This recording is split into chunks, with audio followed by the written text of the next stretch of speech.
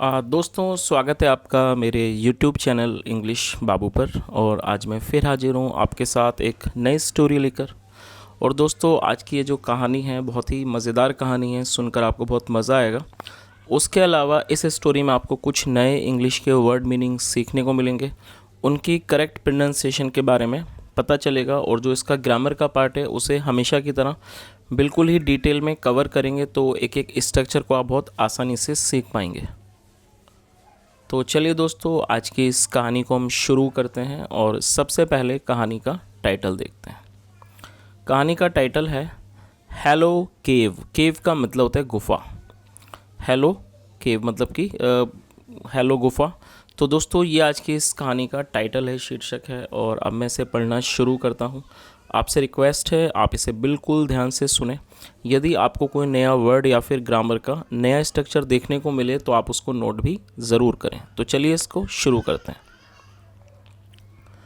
Long ago there lived a lion named Kharan Khara. क्या मतलब हुआ दोस्तों? ये जो हमारा वाक्य है ये पास्ट इंडेफिनिट का अफर्मेटिव सेंटेंस है, और जब हम पास्ट इंडेफिनिट में कोई भी अफर्मेटिव का वाक्य बनाते हैं तो वहाँ वर्ब की सेकंड फॉर्म का प्रयोग किया जाता है।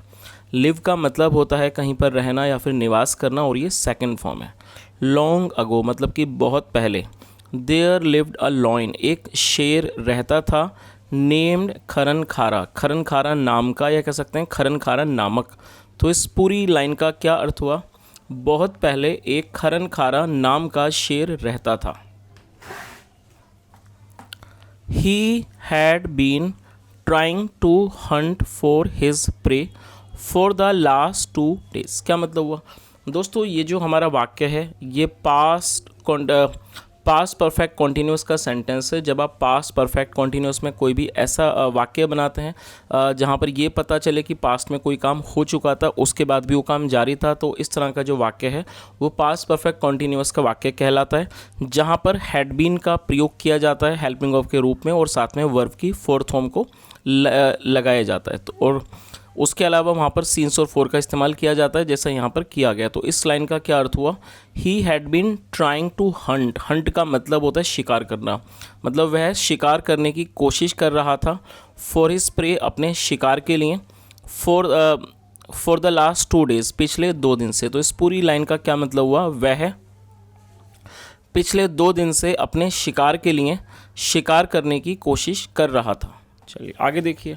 और दोस्तों यहाँ पर इन वर्ड्स में कन्फ्यूज़न ना हो तो आप इसे नोट कर लीजिए। HUNT Hunt. हंट एक वर्ब है जिसका मतलब होता है शिकार करना, और PREY ये दोस्तों इसका मतलब शिकार होता है, लेकिन ये वर्ब नहीं है, ये नाउन है। चलिए आगे देखते हैं। But could not succeed. और दोस्तों आप इस वर्ड को भी नोट कर सकते हैं, शायद ये आपके लिए नया वर्ड हो सकता है। सक्सीड का मतलब होता है सफल होना। बट कुड नॉट सक्सीड लेकिन सफल नहीं हो पाया। Due to his old age अपने बुढ़ापे की वजह से, एंड फिजिकल इन्फर्मिटी। दोस्तों आप इस वर्ड को नोट कर लीजिए। फिजिकल इन्फर्मिटी का मतलब होता है शारीरिक दुर्बलता। तो इस पूरी लाइन का क्या अर्थ हुआ कि वह 2 दिन से अपने शिकार के लिए शिकार करने की कोशिश कर रहा था। बट कुड नॉट सक्सीड लेकिन वह सफल नहीं हो पाया। Due to his old age and physical infirmity मतलब अपने बुढ़ापे और शारीरिक दुर्बलता के वजह से। चलिए आगे देखिए। और दोस्तों ड्यू टू को भी आप नोट कर सकते हैं। ड्यू टू का मतलब होता है की वजह से, तो उसको ड्यू टू कहा जाता है, या के कारण। चलिए आगे देखिए। He was no longer strong to hunt for his food. क्या मतलब हुआ? He was no longer strong मतलब अब वो और ज़्यादा मजबूत नहीं था, टू हंट शिकार करने के लिए, फॉर हिज फूड अपने भोजन के लिए। He was quite dejected and disappointed. क्या मतलब हुआ दोस्तों? ये जो हमारा वाक्य है ये सिंपल पास्ट का वाक्य है। जब हम पास्ट में कोई भी ऐसा वाक्य बनाते हैं जहाँ पर वॉज या वर्ब का प्रयोग किया जाता है हेल्पिंग ऑफ के रूप में, और साथ में कोई भी नाउन या फिर एडजेक्टिव का इस्तेमाल करके वाक्य को बनाया जाता है, तो इस तरह का जो वाक्य है वो सिंपल पास्ट का वाक्य कहलाता है। तो और आप इन दोनों वर्ड्स को नोट कर सकते हैं। डिजेक्टेड का मतलब होता है खिन्न हो जाना, अप्रसन्न हो जाना, नाखुश हो जाना, और ये एडजेक्टिव है। और डिसअपॉइंटेड भी एडजेक्टिव है जिसका मतलब होता है निराश। तो इस पूरी लाइन का क्या अर्थ हुआ? He was quite dejected and disappointed मतलब वह बहुत ज़्यादा दुखी और निराश था। ही थॉट उसने सोचा, दैट कि he would die of starving. क्या मतलब हुआ दोस्तों? स्टार्विंग का मतलब होता है भूख से मरना, भूखमरी, उसे स्टार्विंग कहा जाता है। और शायद यहाँ पर इसकी जो स्पेलिंग ये गलत हैं तो आप इसमें इसको सही कर लीजिए, STARVING स्टार्विंग होता है, तो आप इसे करेक्ट कर लीजिए। तो इस लाइन का क्या मतलब हुआ? He thought that he would die of starving, मतलब उसने सोचा कि वह भूख से मर जाएगा। वन डे एक दिन, while he was wandering in the jungle. दोस्तों ये जो हमारा वाक्य है ये पास्ट कॉन्टिन्यूस का वाक्य है। जब किसी वाक्य में वॉज या वर्ब के साथ वर्ब की फोर्थ फॉर्म का प्रयोग किया जाता है तो इस तरह का वाक्य पास्ट कॉन्टिन्यूस का वाक्य कहलाता है, जिसकी वाक्य के टेल पर रहा था, रही थी, रहते जैसे शब्द आते हैं। और वॉन्डर का मतलब होता है आवारा, भटकना, इधर उधर घूमना, उसे वॉन्डर कहा जाता है। तो इस लाइन का क्या अर्थ हुआ? वन डे एक दिन, while he was wandering in the jungle, मतलब जब वह जंगल में भटक रहा था। ही केम अक्रॉस अ केव, वह एक गुफा के पास आया। There must be some animal who lives in his cave. क्या मतलब हुआ दोस्तों? यहाँ पर ये हु का प्रयोग किया गया। हु एक रिलेटिव प्रोनाउन है। जब आप किसी का कोई भी रेफरेंस देना चाहते हैं तो हु का प्रयोग किया जाता है, जो कि एक रिलेटिव नाउन के रूप में जाना जाता है ग्रामर में। तो इस लाइन का क्या अर्थ हुआ?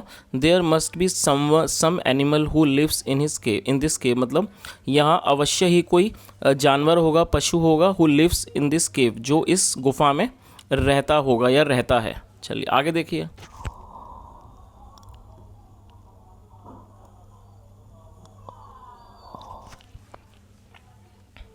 सो थॉट द लॉइन, फिर शेर ने सोचा, I will hide myself inside it. मैं, और हाइड का मतलब होता है छुपाना। I will hide myself inside it, मतलब मैं इसके अंदर खुद को छुपा लूँगा।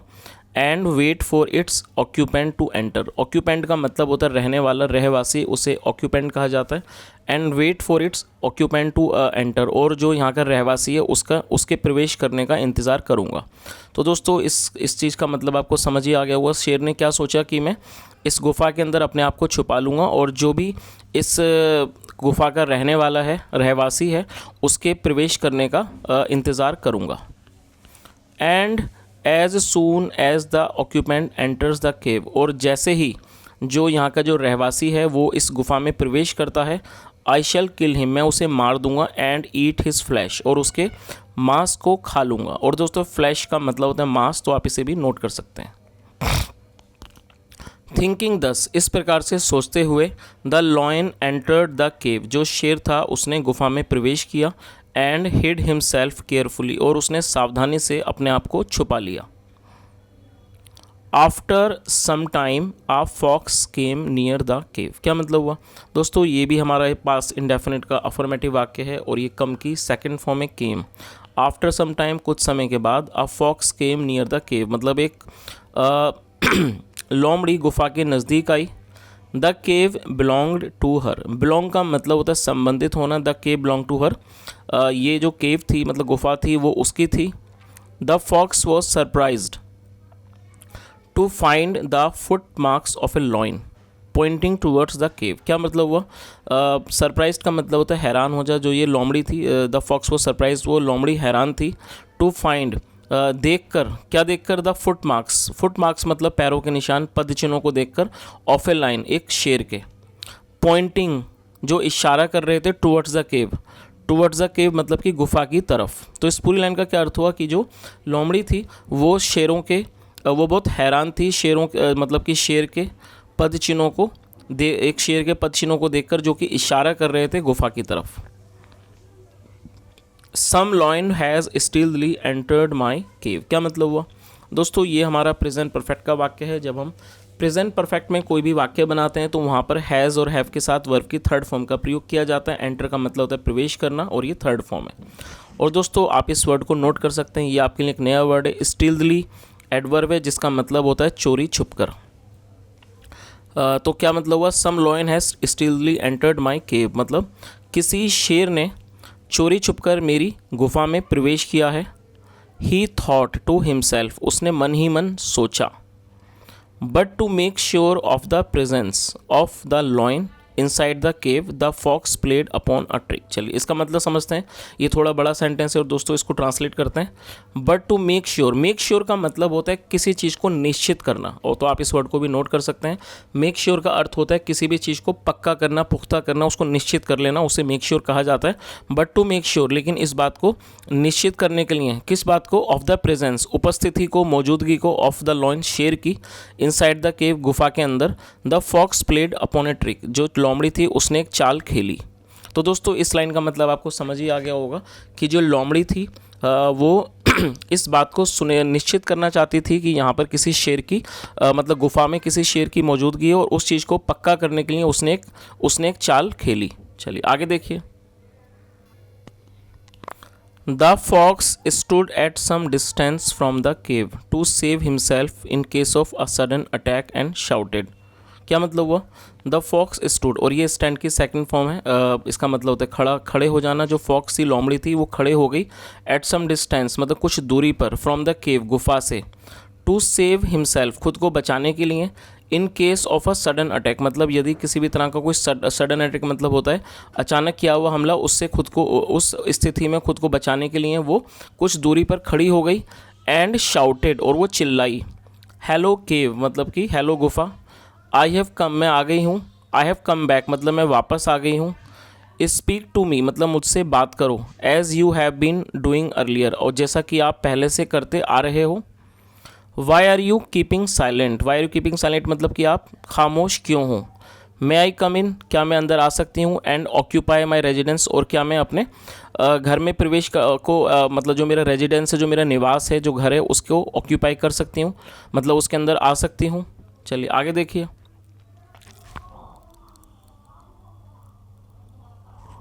Hearing the fox calling the cave मतलब hearing the fox calling the cave मतलब कि लोमड़ी की आवाज़ सुनकर जो वो बुला रही थी केव। तो इस पूरी लाइन का क्या मतलब हुआ? Hearing the fox calling the cave मतलब कि लोमड़ी की आवाज़ को सुनकर, कॉलिंग द केव की वो गुफा को बुला रही है। The lion thought to himself, जो लॉयन था, शेर था, उसने मन ही मन सोचा, that the cave he was hiding in मतलब जिस गुफा में वो छुपा हुआ है, must in really be talking cave मतलब वो अवश्य ही, रियलिटी मतलब वास्तव में, वास्तविकता में, बी अ टॉकिंग केव वो एक बात करने वाली गुफा है। तो ऐसा शेर ने सोचा। The cave might be keeping quiet मतलब जो गुफा है वो शायद मतलब कि खामोश है, keeping quiet, because of his kingly presence मतलब because of his kingly presence मतलब जो उसकी जो ये शाही जो प्रेजेंस है, मतलब जो उपस्थिति है, उसकी वजह से वो खामोश है, ऐसा उसने सोचा। Presence inside. तो इस लाइन का मतलब आपको समझ ही आ गया हो दोस्तों, नहीं तो मैं एक बार इसको आपको एक्सप्लेन कर देता हूँ कि जो जब उसने लोमड़ी ने पुकारा कि मैं यहाँ पर आ गई हूँ, आप मुझसे बात करो, आप खामोश क्यों हो, तो शेर ने उसकी आवाज़ को सुना और उसे ऐसा लगा कि शायद ये जो मतलब ये जो केव है जिसके अंदर वो छुपा हुआ है वो एक बात करने वाली केव है। और ये जो मतलब जो केव का गुफा की खामोशी का कारण ये है क्योंकि वहाँ पर जो शेर है, जो जंगल का राजा है, उसकी वहाँ पर मौजूदगी है, जिसकी वजह से वो बात नहीं कर रही है। आगे देखिए, देयरफॉर इसलिए, if the cave did not answer कि यदि जो गुफा है उसने जवाब नहीं दिया, टू द फॉक्स क्वेश्चन लोमड़ी के सवाल का, the fox might go away to occupy some other cave कि जो फॉक्स है, जो लोमड़ी है, वो शायद किसी और गुफा में रहने के लिए चली जाएगी। एंड दस और इस प्रकार, he would have to go without a meal once again फिर उसे फिर एक बार बिना खाने के रहना पड़ेगा। चलिए आगे देखिए।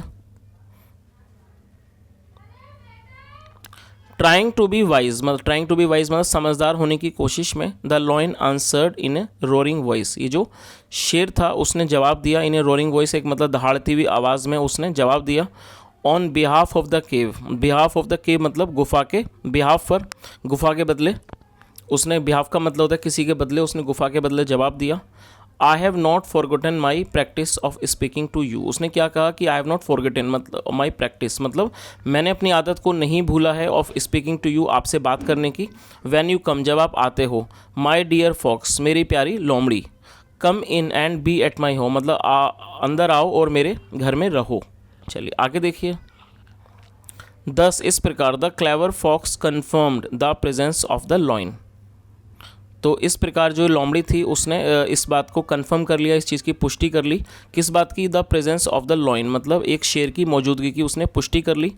जो लॉइन हाइडिंग मतलब जो कि छुपा हुआ है इन हिज केव, उसकी गुफा में। एंड रैन अवे, और वो दौड़ मतलब भाग गई। Without losing a single moment, बिना एक भी क्षण को गंवाए हुए वो वहाँ से भाग गई। सेइंग, कहते हुए, only a fool would believe that a cave speaks. उसने क्या कहा? बहुत हंसी की बात है, आप भी इस चीज़ को समझिए। उसने क्या कहा? मतलब कि बिना एक भी पल को गंवाए वो वहाँ से भाग गई, और वो मतलब ये कहते हुए भागी, only a fool would believe that a cave speaks, मतलब सिर्फ एक मूर्ख जो है वो इस बात पर विश्वास करेगा कि एक जो गुफा है वो बात करती है। चलिए दोस्तों, अभी इस कहानी का एक बार जो मॉडल है वो भी देख लेते हैं। Presence of mind is the best weapon to guard oneself in every sphere of life. क्या मतलब हुआ? इस लाइन का क्या अर्थ हुआ कि प्रेजेंस ऑफ माइंड, जो हमारी प्रेजेंस ऑफ माइंड होती है, जो हमारी सोचने समझने की जो ताकत होती है, शक्ति होती है, वो हमारा क्या है? बेस्ट वेपन है, मतलब सबसे अच्छा हथियार होता है टू गार्ड वन सेल्फ, मतलब अपनी खुद की सुरक्षा करने का। In every sphere of life, जीवन के हर पहलू में। तो दोस्तों, ये आज की एक बहुत छोटी सी लेकिन मज़ेदार स्टोरी थी। मैं उम्मीद करता हूँ कहानी आपको अच्छी लगी होगी। यदि मेरा पढ़ाने का प्रयास भी आपको अच्छा लगा हो तो आपसे रिक्वेस्ट है, वीडियो को लाइक करें, शेयर करें, चैनल को ज़रूर सब्सक्राइब करें और कमेंट करके ज़रूर बताएं यदि आज की कहानी में आपने कोई भी नया वर्ड सीखा हो। सुनने के लिए thank you so much. Have a nice day and bye.